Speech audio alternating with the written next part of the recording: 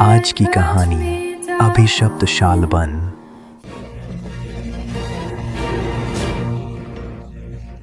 बहुत साल पहले की बात है।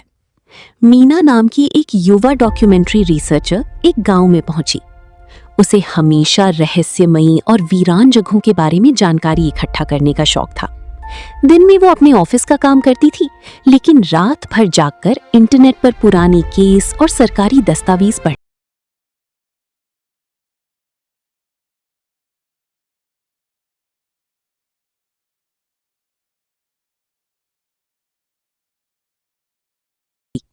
उस पर एक जगह का नाम लिखा था, काला सालवन। वो जगह उसकी अपने शहर से सिर्फ कुछ घंटों की दूरी पर थी। उसके बाद वो सोने चली गई और मन ही मन तय कर लिया कि अगले ही दिन उस गांव जाएगी।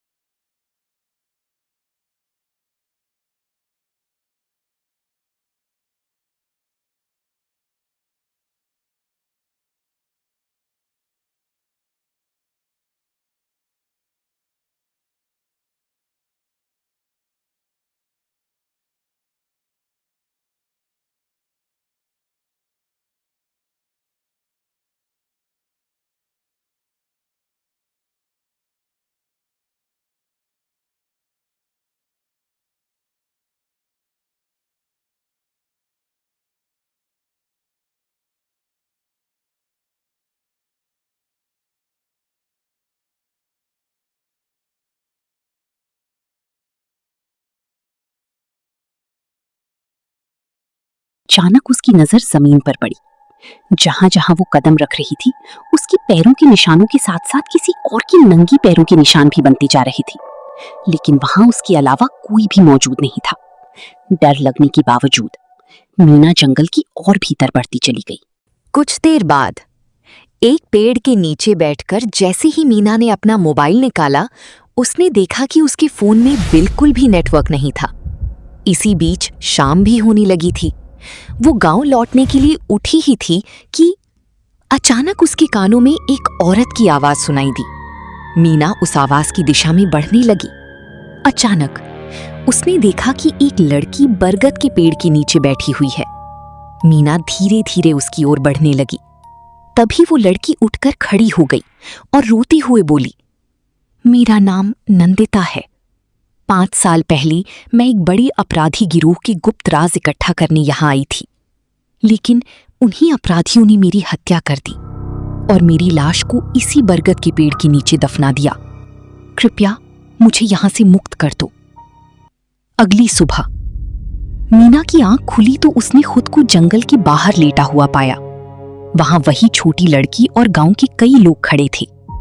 मीना उठकर हैरानी से बोली, मैं यहां कैसे आ गई और वो लड़की कहां चली गई? छोटी लड़की ने जवाब दिया, आप रात भर वापस नहीं आई, इसीलिए हम सब आपको ढूंढते ढूंढते यहां तक आ गई। तभी मीना की नजर अपने हाथ पर पड़ी। उसके हाथ में एक टूटा हुआ लॉकेट और एक पेन ड्राइव थी। छोटी लड़की अचानक बोली, आपको ये लॉकेट कहां मिला? ये तो मेरी दीदी का लॉकेट है।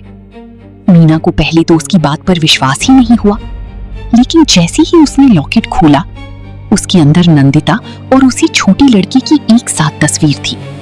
अब मीना सब कुछ समझ चुकी थी। वो गांव वालों को साथ लेकर फिर से जंगल के अंदर गई और नंदिता द्वारा बताई गई जगह पर पहुंच गई। गांव वालों ने जैसे ही वहां खुदाई शुरू की, मिट्टी के नीचे से एक इंसानी कंकाल बाहर निकला। इसके बाद नंदिता के कंकाल का पूरे धार्मिक रीति रिवाजों के साथ अंतिम संस्कार किया गया। जैसे जैसे चिता की लपटें आसमान को छूने लगीं, मीना ने देखा कुछ दूरी पर नंदिता खड़ी मुस्कुरा रही थी। अब उसके चेहरे पर कोई दर्द नहीं था। वो धीमी आवाज में बोली, धन्यवाद मुझे इस जंगल से मुक्ति दिलाने के लिए। ये कहकर नंदिता की आत्मा हमेशा के लिए विलीन हो गई। इसके बाद मीना थाने गई और वो पेनड्राइव पुलिस को सौंप दी। उसमें मौजूद सबूतों के आधार पर कई वर्षों से छिपे हुए अपराधियों को गिरफ्तार कर लिया गया। आखिरकार नंदिता की आत्मा को न्याय मिल गया। इसके बाद मीना उस छोटी लड़की को अपने साथ शहर ले आई और दोनों खुशी खुशी रहने लगे। कुछ महीनों बाद मीना एक बार फिर किसी नई, वीरान और रहस्यमयी जगह पर शोध कर रही थी। तभी अचानक उसकी ईमेल पर अननोन नाम से एक अजीब संदेश आया। मीना ने जैसे ही वो ईमेल खोला, वो हैरान रह गई। उसमें एक सुनसान, परित्यक्त मकान की तस्वीर थी और तस्वीर के एक कोने में एक धुंधली सी परछाई खड़ी दिखाई दे रही थी। समाप्त या फिर एक नई रहस्य की शुरुआत? अगर आपको हमारी ये कहानी पसंद आई हो तो हमारे चैनल को सब्सक्राइब करें और साथ में बेल आइकन भी दबाएं। आपका समर्थन हमें ऐसी और भी नई रहस्यमयी कहानियां बनाने की प्रेरणा देता है।